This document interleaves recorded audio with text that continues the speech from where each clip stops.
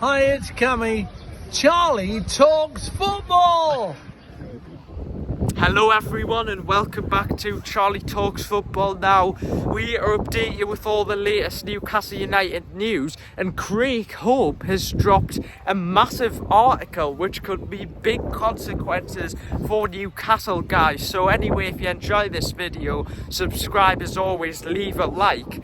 And so anyway, Dad, Craig Hope has dropped an article basically confirming that Amanda Staveley and Murdad were forced out of the club, which when you first hear that, it's quite shocking. Some fans may have suspected it, but what he's basically said is that a senior figure of the PIF wanted to know, the day-to-day running of the club and what it's like, and apparently Darren Eel said to them that he couldn't actually do what he wanted to do because of Amanda Staveley's hands-on approach. So when you hear this news, Dad, it's quite shocking because, of course, Amanda and Murdad, did an excellent job at helping Newcastle to bring in players. I think they were head on in the negotiations for Anthony Gordon. So they did a fantastic job. But to hear this information, Dad, first of all, what are your thoughts? Well, it's, I sort of thought that, but is there a power struggle going on at the club at the moment between Eels, Mitchell and Howe? Maybe, I don't know, but it's really important that they work together because it can't go on like this. Yeah. Going for Elanga last minute does not, show a good strategy. Yeah. Who was that? I don't know if that was Howe. I don't know if that was Mitchell. I don't know if that was Eels or if they were just why it was being done. But yeah. They put all eggs in one basket with Gui. They could have had other options, but they've decided not to. So, there's something not right. Yeah. There's something not right. And what Craig Hope's come out with now is obviously, Darren Eels mustn't have been happy with what was going on with Amanda and Murdad, and he's mentioned it, and the PIF have made a call, and that was to get rid of Amanda and Murdad. And, we really like Amanda and Murdad. Yeah. Did a great, especially Amanda's passion was infectious. Great for Newcastle. Communication as Great well. communication, respect. She had enthusiasm. She would have got deals done if Howe wanted them done, I think. And why they haven't been done, I don't know. We're just sort of trying to put everything together.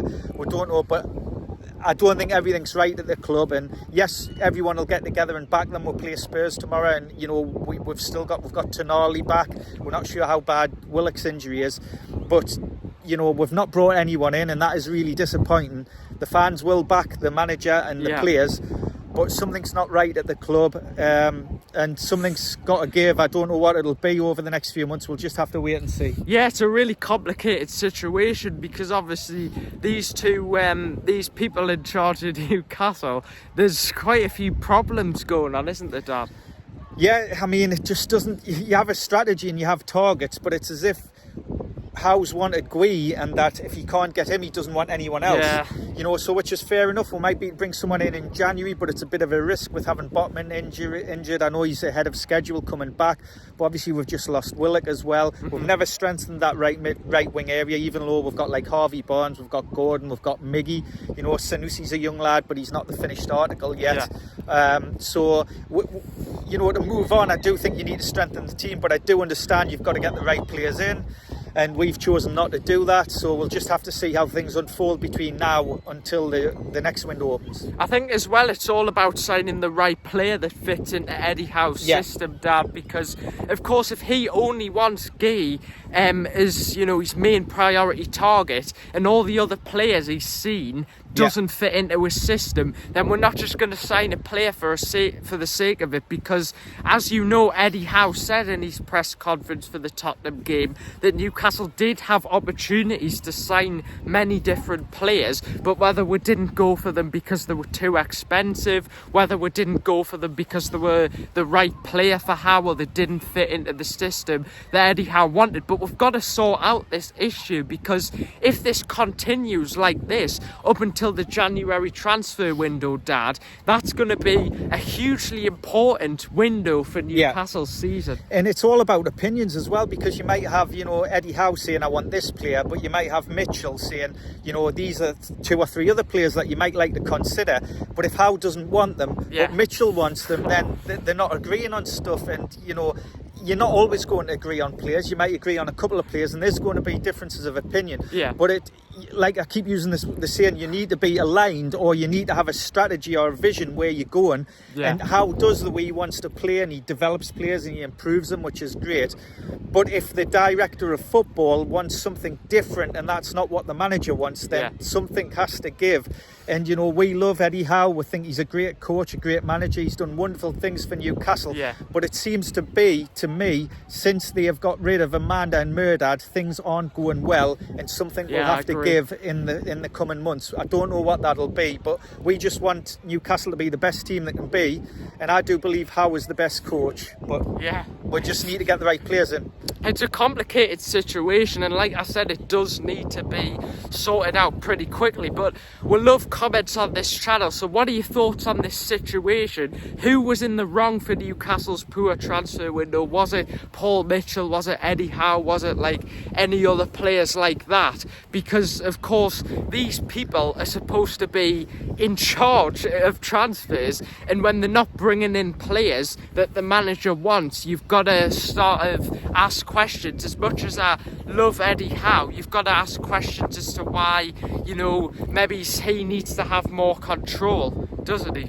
Yep, that's it. We're just going to have to see how things unfold. But one thing's for sure, the fans will get behind the team tomorrow against Spurs, and hopefully we can get a good performance. We've got Tonali back. I'm not sure if he'll start. Dad? I don't know. Eddie Howe usually sticks to his team, so I think it might be Longstaff, Willock and Bruno in the middle. But sorry, not Willock. Willock's injured, isn't he? So I mean Longstaff, Bruno and Joe Linton in the middle. But he might start Tonali. I mean, he gives you a different dimension. He's got a good range of passing. He sees a pass before the ball's coming to him, so he makes a massive difference in our attacking options. He does. So we'll have to see how it goes tomorrow. But fingers crossed we get 3 points against Spurs. Now I wanted to ask Dad, because of Newcastle having such a poor transfer window, where do you think we'll finish in the Premier League? Has your predictions changed, or do you think maybe when it gets to January this all could potentially change? It depends on injuries, I think, as well, because if we get injuries we might struggle, but I'm hoping that we will finish in the top 6. To me, I would be happy with that. Some people might say we want Champions League. That is achievable if we don't get injuries and we have a really good season. But there's a lot of good teams out there, and there's a lot of teams who have strengthened and improved where we haven't. So we'll just have to wait and see. But I would be happy with top 6. Yeah, I think obviously I would have wanted Champions League if we would have managed to bring in Mark Gee and a right winger. But with that not happening, it sort of lowered my expectations a bit. I think Newcastle have to go for at least European football, Dad. I think we are good enough to get that, and hopefully we can make some signings in January. Fingers crossed. But Tottenham, it'll be a tough game. They're a good side. They play good football. So Newcastle have had a great record against Tottenham in recent times. But we've got to improve, haven't we, Dad? Yeah, I mean, we've picked up 4 points from the first 2 games, a win where we had to battle against 10 men. Obviously, that changed the way we had to play, and we scraped out a win. Then Bournemouth, we didn't play great. We started well in the game, and then they dominated. And, so we've got 4 points, but we do need to improve our performances, because if we play like that against Tottenham and they play to their ability, we'll get beat. But, we've got a good record against Spurs, and hopefully we'll go into this one full of confidence and get 3 points. I wanted to mention Joe Willock, because as you know, he's got like a serious, I think he avoided a serious injury. But what's your thoughts on that situation, Dad? Because obviously he's a player who's got injured quite a lot of times, and some fans are suggesting we need to sell him in January. I think give him a chance, but if he stays fit, he's a great player. He gives you a different option. He can drive forward with the ball. He gets you up the pitch. He can score goals. He's very dynamic. He breaks with the ball. He's a really good player for us. A bit like Tonali, gives her a different option. So I love Willock, but he does have injury problems, and I feel so sorry for him, because if he's playing regular, he's a really good player to have in the team. He's great. He's a very good player, so hopefully he can get back. It's not serious, and he can get back playing and stay injury free for a period of time and get a run of games.